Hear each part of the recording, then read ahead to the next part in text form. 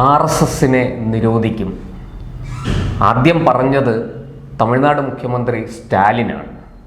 MK സ്റ്റാലിനെ പിന്തുടർന്ന് കർണാടകയിലും കോൺഗ്രസ് മുഖ്യമന്ത്രി സിദ്ധരാമയ്യ RSSനെ നിരോധിക്കാൻ ചില ശ്രമങ്ങളൊക്കെ നടത്തി.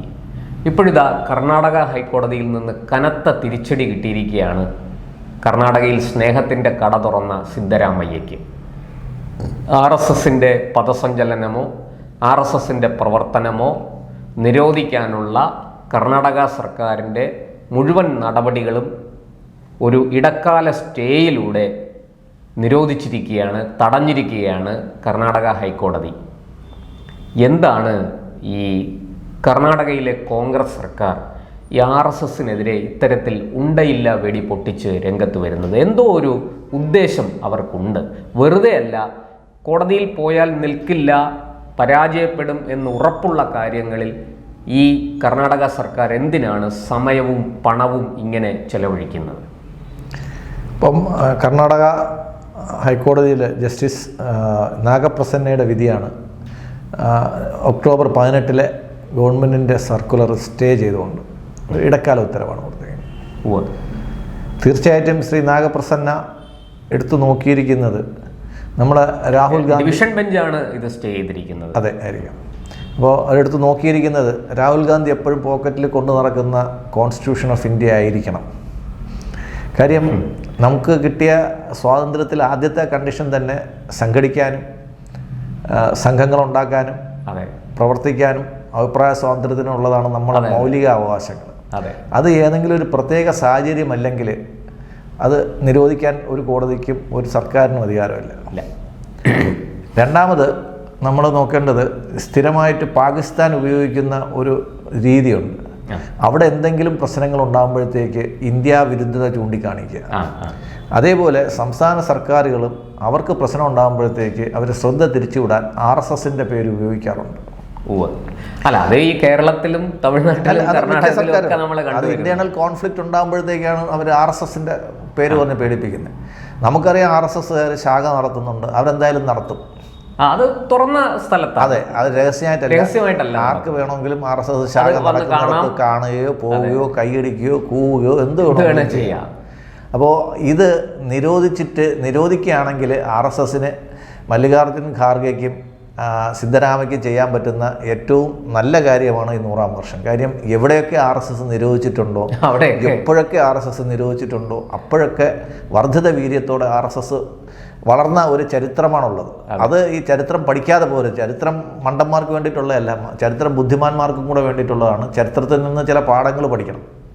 കാര്യം ഇന്ദിരാഗാന്ധി തന്നെ RSSനെ നിരോധിച്ചതാണ് അടിയന്തരാവസ്ഥയ്ക്ക് ഉണ്ടായ ഏറ്റവും വലിയ എതിർപ്പ്.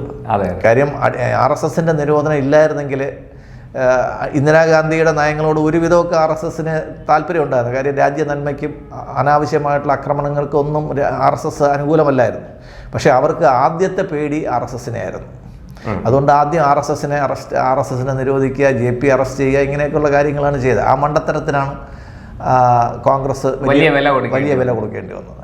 ഇപ്പോൾ അതേ രീതിയിൽ സ്റ്റാലിൻ ആദ്യം ഒന്ന് നിരോധിച്ച് നോക്കി, കോടതി ഒന്നും നടക്കില്ല, ഞങ്ങളിവിടെ ഉള്ളിടത്തോളം കാലം, ആദ്യം നിങ്ങൾ ഹൈക്കോടതിയെ നിരോധിച്ചിട്ട് നിങ്ങളിതൊക്കെ ചെയ്യാൻ പറഞ്ഞു. ഹൈക്കോടതി ഉള്ളിടത്തോളം കാലം ഇതൊന്നും നടക്കില്ല എന്ന് മനസ്സിലായി.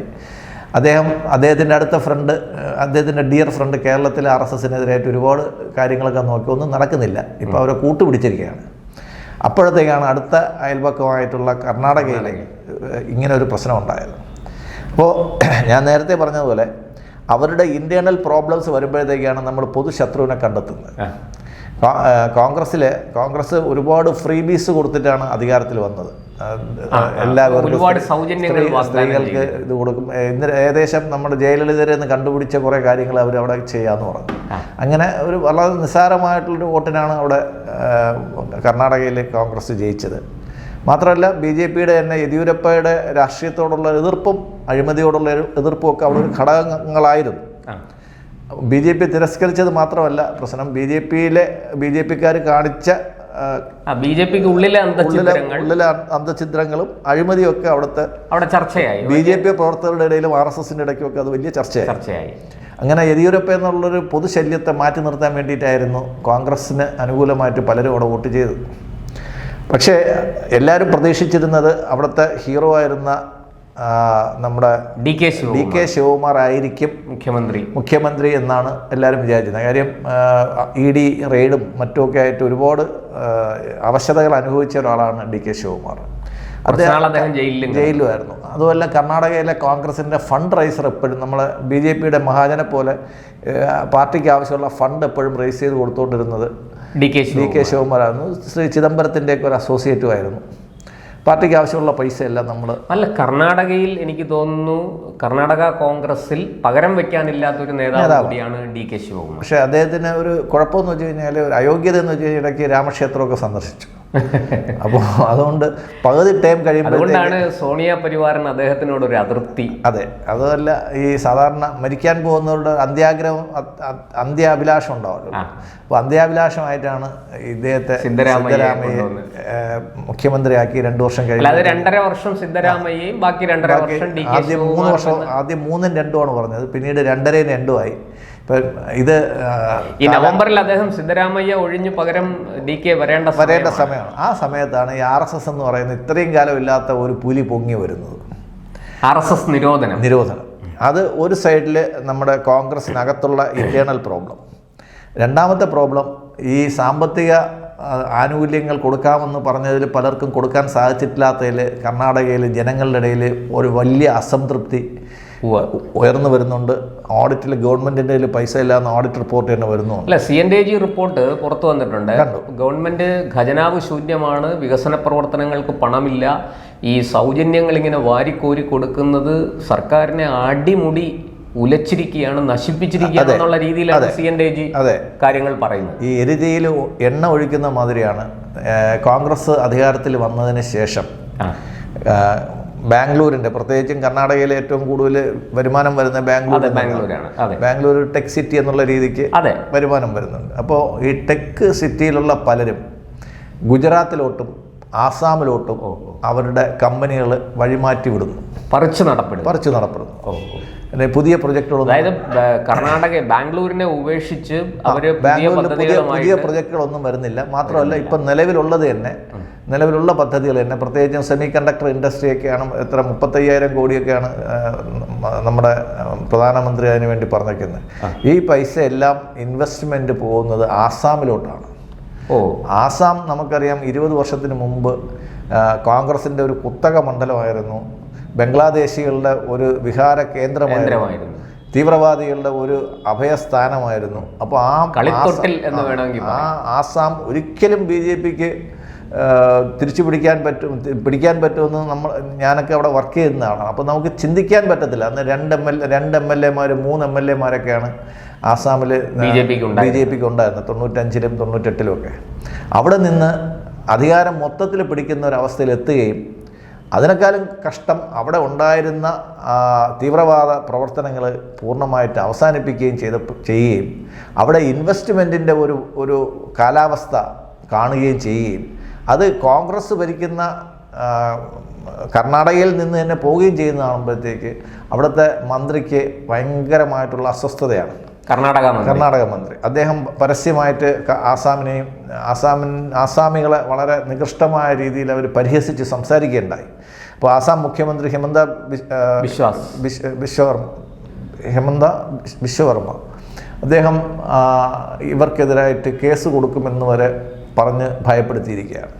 അപ്പോൾ ഇവരുടെ ഇന്റേണൽ ആയിട്ടുള്ള ഒന്ന് സാമ്പത്തികമായിട്ടുള്ള പ്രശ്നം, ഒന്ന് കക്ഷികൾക്ക് അകത്തുള്ള പ്രശ്നം. ഡി കെ ശിവകുമാറിനെ മാറ്റി പകരം അവിടെ മറ്റാരെങ്കിലും കൊണ്ടുവരാൻ ജാർഖണ്ഡ് എന്ന് പറയുന്ന മന്ത്രിയെ കൊണ്ടുവരണമെന്ന് ഇടയ്ക്ക് അങ്ങനെ ഒരു ചർച്ച കേട്ടു. ചർച്ച വരും. പക്ഷേ അതിൽ നിന്ന് നമ്മൾ മനസ്സിലാക്കേണ്ടത്, ഇവർ രണ്ടുപേരും തമ്മിൽ തർക്കം വരുമ്പോഴത്തേക്ക് ഒന്നിൽ പ്രിയങ്ക ഖാർഗെയുടെ മകനെയോ മല്ലികാർജുന ഖാർഗെയുടെ മകൻ പ്രിയങ്ക ഖാർഗെയോ അല്ലെങ്കിൽ പിന്നെ സിദ്ധരാമയ്യയുടെ തന്നെ മകൻ യതീന്ദ്രയോ മുഖ്യമന്ത്രി സ്ഥാനത്തേക്ക് കൊണ്ടുവന്ന് ഒരു സമവായ കാൻഡിഡേറ്റ് ആക്കാനുള്ള ഒരു പദ്ധതിയും അവിടെ ഒളിഞ്ഞു വരുന്നുണ്ട്. എന്തായാലും അടുത്ത തവണ എന്തായാലും അവിടെ BJPക്ക് അധികാരം തിരിച്ചു കിട്ടുമെന്നുള്ള കാര്യത്തിൽ BJPക്ക് സംശയമൊന്നുമില്ല. BJP പുതിയ നേതൃത്വത്തെ നയിച്ചുകൊണ്ട് വരുന്നു. ചിലപ്പോൾ ഈ എന്താ പറയുന്നത്, രാമക്ഷേത്രം സന്ദർശിച്ച വ്യക്തികളിൽ ആരെങ്കിലും ആയിരിക്കാനാണ് സാധ്യത. BJP-യിൽ വന്ന് BJP-യുടെ മുഖ്യമന്ത്രിയായി മാറിയേക്കാം. മാറിയേക്കാം. അപ്പോൾ അങ്ങനെയൊക്കെ ഉള്ള ഒരുപാട് കാര്യങ്ങൾ ഇതിനകത്ത് വരുന്നുണ്ട്. അപ്പോൾ അവരുടെ ഇന്റേണൽ കോൺഫ്ലിക്റ്റ്, ഒന്ന് സാമ്പത്തികമായിട്ടുള്ള പ്രശ്നം, ഒന്ന് ഇൻഡസ്ട്രിയിലുള്ള പ്രശ്നം, പാർട്ടിക്കകത്തുള്ള പ്രശ്നം, ഇതെല്ലാം കൂടെ ചേർക്കുമ്പോഴത്തേക്കാണ് അവർ പൊതുശത്രു എന്നുള്ള രീതിയിൽ അവർ RSSനെ കണ്ടുപിടിക്കുന്നത്. അത് മുസ്ലിം പ്രീണനത്തിന് വേണ്ടിയിട്ടും, നമുക്കറിയാം ഹിജാബ് വിവാദമൊക്കെ ആദ്യം തുടങ്ങുന്നത് കർണാടകയിലാണ്. അപ്പോൾ ഈ ഒരു മുസ്ലിം സമുദായത്തെ സന്തോഷിപ്പിക്കാനും അവരെ കൂടെ നിർത്താനും പാർട്ടിക്കകത്തുള്ള കോൺഫ്ലിക്റ്റുകൾ മറ്റുള്ളവരെ അറിയിക്കാതിരിക്കാനുമുള്ള ശ്രീ സിദ്ധരാമയ്യയുടെ ഒരു ചാണക്യ തന്ത്രമായിട്ട് വേണം. പക്ഷെ അതൊരു ചീറ്റിപ്പോയ തന്ത്രമാണ്. കോടതി അതിനെടുത്ത് ചുരുട്ടിക്കൂട്ടി. കോടതി അത് നടക്കാത്ത കാര്യമാണെന്നറിയാം. പക്ഷെ ജനങ്ങളെ സന്തോഷിപ്പിക്കാനും സൂചിപ്പിക്കാനും വേണ്ടിയിട്ട് ഒരു വിഭാഗത്തിനെ സന്തോഷിപ്പിക്കാനും സൂചിപ്പിക്കാനും ശ്രീനിവാസനെ കടമെടുത്ത് പറയുകയാണെങ്കിൽ എത്ര മനോഹരമായ നടക്കാത്ത സ്വപ്നം എന്നുള്ള രീതിയിൽ അത് അവസാനിച്ചു. എന്തായാലും ദണ്ഡയെടുത്ത് RSSന്റെ പ്രവർത്തകർ അവിടെ റൂട്ട് മാർച്ച് ചെയ്യും, സന്നദ്ധ പ്രവർത്തനങ്ങളിൽ ഏർപ്പെടും, ദുരന്ത നിവാരണ പദ്ധതികളിൽ അവർ ഭാഗവാക്കാവും. അതിനെ തടയാൻ ഇന്ത്യയിൽ ഒരു കോടതിക്കും സാധിക്കില്ല എന്നുള്ള വിവരം കോടതി വളരെ വ്യക്തമായിട്ട് ഈ ഉത്തരവിൽ പറഞ്ഞിട്ടുണ്ട്.